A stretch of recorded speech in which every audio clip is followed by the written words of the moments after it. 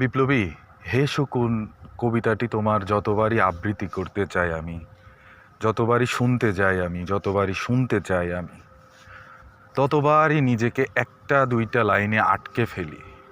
মনে হয় তুমি হয়তো তোমার জীবনটা তুমি লিখেই গিয়েছিলে বা দেখেই গিয়েছিলে। তুমি লিখেছিলে তোমাকে যেন সীমান্তের বাহিরের শত্রু বা সীমান্তের বাহিরের শক্তিগুলো তোমাকে চিকলে চুগড়ে খেয়ে নেয়, কিন্তু তুমি বলে গিয়েছিলে তোমার মস্তিষ্ক যেন কেউ না খায়, তাহলে সে দাস হয়ে যাবে। বিপ্লবে আমি তোমাকে দেখি নাই, তোমাকে সামনে থেকে দেখার সেভাবে সুযোগ হয় নাই। তুমি যখন অনর্গল দেশটাকে নিয়ে কথাগুলো বলে গিয়েছিলে, এভাবে মনোযোগ দিয়ে শুনি নাই।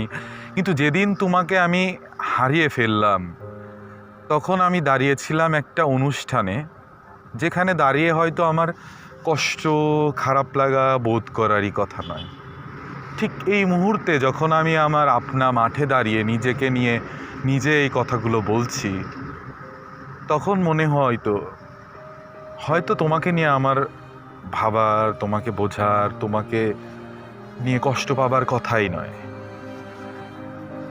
কিন্তু আমি তোমাকে আজকে এই 64, 65, 66 এইভাবে তোমার গুনে যাওয়া গুলি খাওয়া দিনটাকে নিয়ে আমি যতটা নিজেকে আটকে উঠে যাচ্ছি, তোমাকে যেন মনে হচ্ছে কেন শুনি নাই।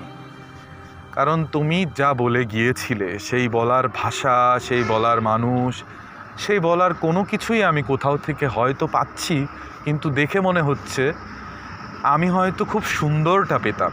হয়তো জুলাই, হয়তো আমরা যে স্বপ্নটায় সেই 5ই আগস্ট একজন ছাত্র পরিচয় দেবার ভয়ের সংস্কৃতিতে থেকে বেরিয়ে একটা সুন্দর সকাল, সুন্দর জীবন, সুন্দর সংস্কৃতি দেখার অপেক্ষায় ছিলাম, সেখানে অনেকটা ম্লান লাগে। মনে হয় তোমাকে ঠিক 60 দিন আগে কেন তারা এরকমটা গুলি করলো। তারা বলতে আমি কাউকে আঙ্গুল তুলি না, কারণ আমি নিজের চোখকে, নিজের কানকে দেখার পরও বারবার জিনিসটাকে দেখতে চাই। সেই টাইটেলের যুগে সেই টাইটেলের বাহিরে নিজেকে নিয়ে সেই প্রশ্নগুলো করতে চাই, তারপর গিয়ে বিশ্বাস করে নিজেকেই জাজ করি। বিপ্লবী, কেউ নিজেকে জাজ করে না। নিজেকে জাজ করা বিপ্লবী সবাই ছেড়ে দিয়ে অন্যের দোষ ভুল এবং নিজের অল্প জানা জ্ঞানে নিজে অন্যকে কিভাবে তছনছ করতে হয় মন থেকে, মস্তিষ্ক থেকে, কিন্তু নিজেকে নিয়ে সামনে আগানোর চিন্তায় সেভাবে এখনো গড়ে ওঠে নাই বিপ্লবী। আমি তোমাকে ভীষণ মিস করি। আমি তোমাকে